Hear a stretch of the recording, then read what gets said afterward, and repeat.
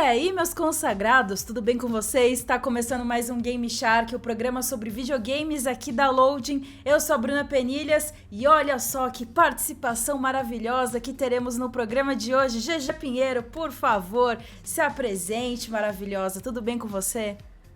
Tudo bem contigo, Bruna?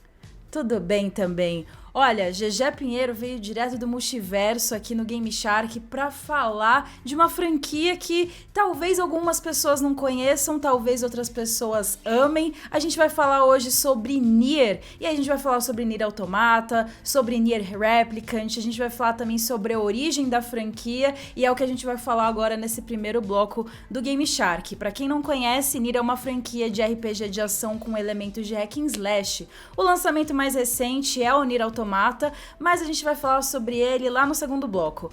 A franquia ela surgiu como um spin-off de uma outra série chamada Drakengard. Mas antes de falar sobre os jogos, quem é Yoko Taro, GG? Por que a gente precisa falar dele antes de desbravar aí o mundo de Drakengard e de Nier também? Esta figura ilustre, né, conhecida como Yoko Taro, aí, que geralmente aparece com aquela máscara que parece a lua do Majora's Mask, né? Quando, pelo menos a primeira vez que eu vi ele, eu pensei na lua do Majora's Mask. Mas sim, essa figura ilustre, ele é o criador de Drakengard, ele é o criador por tabela também do Nier e do Nier Automata. Então eu acho importante a gente falar um pouco dele também, porque a criação dos jogos também está entrelaçada a ele e os seus conceitos, e muito da visão e das ideias e ideais dele também, né? Tá tudo ali no jogo. Ele é uma pessoa muito excêntrica, mas ao mesmo tempo ele é uma pessoa muito diferente, com ideias e coisas que inovaram de certa forma a indústria, então acho importante a gente falar dele também. Ele começou ali na Namco, e depois ele foi pra Sony, e aí em 2001 ele foi contratado por um estúdio chamado Cavia para dirigir o primeiro Drakengard, né? Mas ele tem uma fórmula aí que ele costuma usar nos jogos da franquia, né, GG? Não só de Drakengard, mas de Nier também. Conta um pouquinho pra gente como que funciona essa cabeça do Yoko Taro. Pois é, então, o Yoko Taro, ele é diretor e roteirista dos jogos dele, né? E no Drakengard, aliás, como você falou, no Drakengard, no Nier, nos dois Nier, ele faz essa roteirização de trás pra frente. Então o que acontece? Ele tem a ideia primeiro de como vai ser o final do jogo e depois ele vai pensando nas outras coisas. Então até chegar naquele clímax final, ele pensa primeiro no clímax, no final, e aí ele vai complementando com outras coisinhas e vai montando esse roteiro de trás pra frente. Esse é um costume que ele tem de montar as histórias dele, que são histórias boas, não é porque ele começa pelo final que são ruins, são muito boas, na verdade.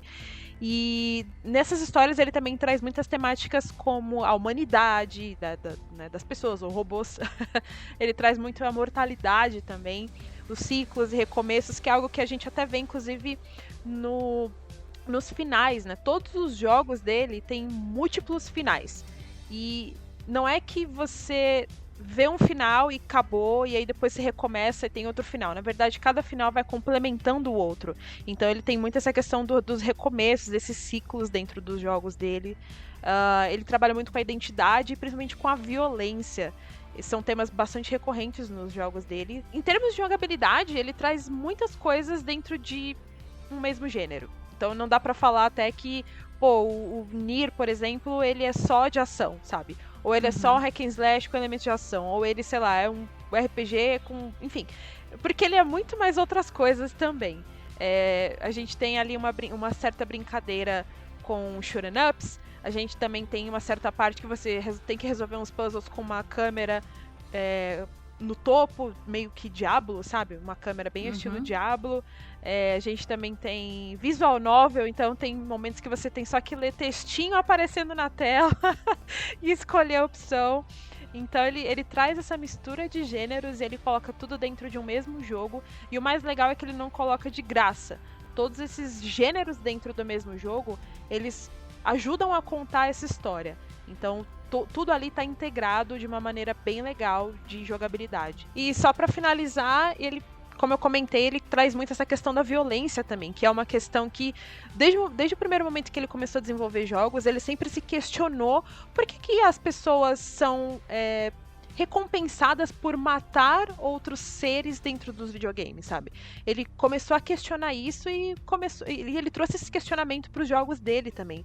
Então o jogador sente que não é exatamente recompensado por matar hordas de inimigos, principalmente em Drakengard. Acho que você sente muito isso afetando os seus personagens também, e você sente que você não está sendo recompensado como acontece em outros jogos, né? Então eu acho muito legal como ele traz essa questão da violência também, que faz parte de reflexões dele e que ele colocou dentro do game ali. Ficou muito legal também. Sim, é impressionante como ele consegue juntar gameplay e narrativa em todos esses aspectos que você mencionou. Mas a gente falou ali da máscara que ele usa, rapidinho, só pra gente comentar. Por que o Yoko usa essa máscara? Tem um motivo, né, GG? Então, ele só não gosta de aparecer em público mesmo. E eu é igual gosto o Tetsuya muito Nomura. Mesma coisa. Só que o Tetsuya Nomura, ele não usa máscara. Ele só não tira foto mesmo. Sim, o Hidetaka Miyazaki também é assim, né, da série Souls. Ele não gosta de aparecer em público também, não gosta nem de tirar foto. Mas o Yoko Taro, ele gosta de tirar fotos até, só que ele gosta de tirar foto com essa máscara dele, que é essa bola com uma cara estranha. Só pra explicar pra vocês, ele pessoalmente, ele diz que ele não gosta de decepcionar os fãs dos jogos dele, porque ele acha que a pessoa vai meio que decepcionar quando vê ele pessoalmente, sabe? Tipo, você não é exatamente como eu tava imaginando, algo desse tipo. Mas ele também usa pra fazer referência ao personagem dele, né? Que dentro do primeiro Nier, a gente tem o Emil, que é um dos personagens principais, e tem um motivo pro Emil usar essa máscara, não vou entregar esse spoiler aqui, né? Então vocês tratem de jogar e descubram por quê.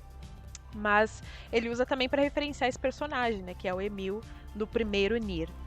Bom, tá aí explicado. Agora a gente vai falar um pouquinho sobre o que é Drakengard, que de certa forma foi o pontapé inicial aí da carreira dele no mercado de videogames, né? Como que a franquia surgiu, GG? Olha, acho que não dá pra falar do início de Drakengard sem citar o Yosuke Saito, que pra mim, eu considero esse cara como um padrinho mágico, digamos assim, do Yoko Taro.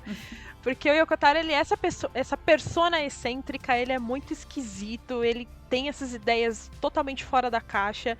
E uma das pessoas que mais acredita nele, que sempre acreditou, na verdade, e continua estendendo a mão para assinar os jogos dele como produtor executivo, é o Yosuke Saito, que é um dos produtores da Square Enix. Então ele dá essa força para esse amigo, que é o Yoko Taro, e é através dele também que o Yoko Taro consegue fazer com que os seus jogos sejam publicados através da Square Enix, né? Acho que não dá pra falar de um sem falar do outro aí, porque tem essa ajuda, né? Mas assim, o Drakengard, ele foi concebido inicialmente para fazer frente junto de outros dois RPGs da Square Enix na época, que era o Dragon Quest e o Final Fantasy. Só que o Drakengard meio que recebeu ao mesmo tempo aquela permissão para ser o irmão mais velho que é desajustado e sombrio da família, sabe?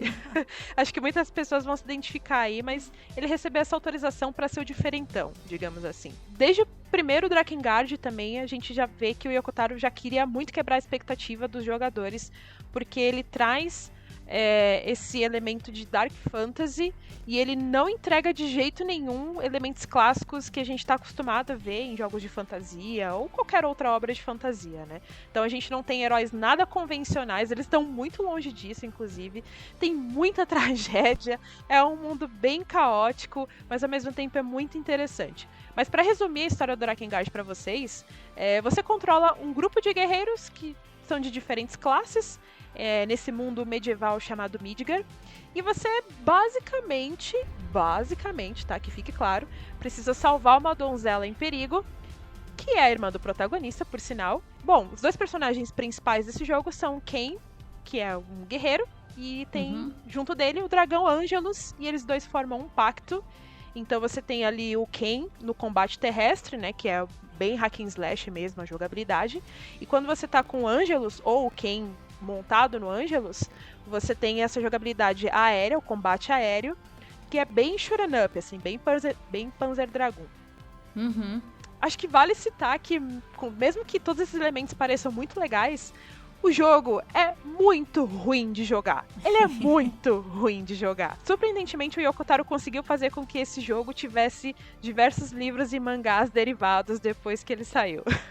Pois é, sucesso lá no Japão, né? Sim. Bom, agora que você já sabe o que é Drakengard, depois dessa explicação maravilhosa da GG, a gente já pode falar um pouquinho sobre Nier. O primeiro jogo ele foi lançado lá em 2010 para PlayStation 3 e Xbox 360. Ele foi desenvolvido pelo estúdio Cavia e publicado pela Square Enix também. E ele é um spin-off de Drakengard. O primeiro Nier, ele se passa após os acontecimentos do quinto final do primeiro Drakengard. Lembrando que tem mais 2 jogos aí da franquia, né? O Drakengard 3 é relativamente recente, de 2013.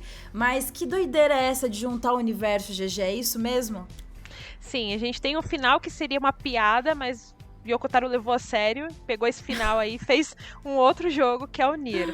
E aí a gente tem as consequências desse final, todas sendo desenroladas no primeiro Nier. E a gente também tem uma questão bem interessante, porque o primeiro Nier, ele foi lançado com 2 versões diferentes, né? Pro Ocidente, eles lançaram o Nier Gestalt, e pro Oriente, eles lançaram o Nier Replicant. Eles são, assim... É o mesmo jogo, é a mesma história. A única diferença é que eles fizeram algumas modificações ali no visual do personagem principal, que é o Nier. E eles também mudaram a familiaridade dele com uma das personagens principais, que é a Iona, que é uma garotinha que você tem que ajudar também no game. Então, na versão ocidental, o Nier é pai dela, e na versão do Oriente, ele é irmão da Iona. E o gameplay, dá pra falar que melhorou em relação com o Drakengard? Melhorou, mas assim, continua ruim. Tanto que, assim, no remake que eles estão fazendo agora, que é o Replicant, que vai sair agora em abril de 2021, eles chamaram algumas pessoas da Platinum Games, que foi quem fez o Nier Automata, para melhorar esse aspecto da jogabilidade e deixar ele mais parecido, inclusive, com o Nier Automata, né? Porque o do primeiro Nier original, ele era bem ruinzinho mesmo, apesar de não ter mais o combate aéreo, né? Essa é uma das diferenças, como não tem mais dragão, não tem mais combate aéreo, e eles focam a jogabilidade toda no chão mesmo. E aí tem aquelas brincadeiras com gêneros diferentes dentro do mesmo jogo que eu comentei antes. Então você tem lá um pouco de visual novel, tem um pouco de shoot'em up, tem um pouco de visão com a câmera no topo. Tem essas brincadeiras aí no meio do game, mas o básico é ação, é RPG de ação, no caso. Bom, a gente vai falar um pouquinho mais sobre esse relançamento do primeiro Nier no próximo bloco do Game Shark. Agora a gente vai para um rápido intervalo, não sai daí.